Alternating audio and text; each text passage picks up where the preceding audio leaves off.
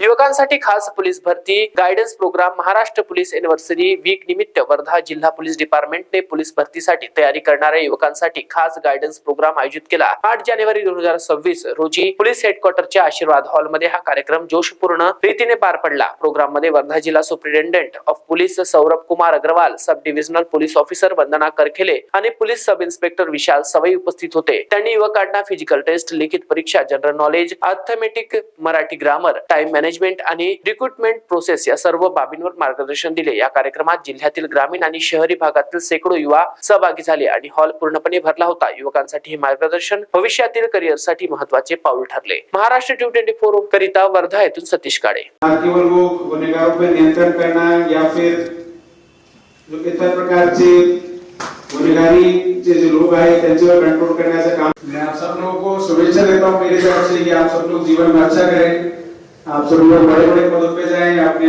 परिवार का, अपने गांव का, अपने जिले का। सिटीचा जेव्हा माझा फॉर्म होता मी तेव्हा काही बोलली नाही। त्या मॅडमने म्हटलं होतं की तुम्हाला अर्धा घंटा जो लेट पेपर दिला आहे त्यांना आम्ही अर्धा घंटा एक्स्ट्रा देऊ, पण आमच्या सोबतचे जे बाकीचे मुलं आहेत त्यांना तर ते पटकन म्हणजे कसं अर्धा घंटा त्यांना पण एक्स्ट्रा मिळाला ना, तर 1.5 घंट्याचा पेपर। नागपूर सिटीचा जेव्हा माझा फॉर्म होता मी तेव्हा काही बोलली नाही।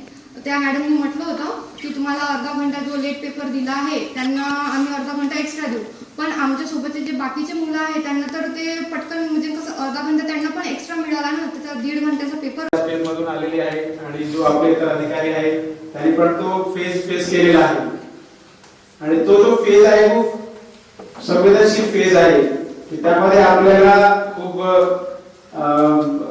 खूप काही समाजाचा बघण्याचा दृष्टिकोन, आपल्या परिवारांची उम्मीद, त्यांची जो प्रक्रिया आहे तो माहिती आहे आणि मला खात्री आहे की या त्यांचे मार्गदर्शनामुळे आपल्याला नक्की लाभ मिळाला असेल।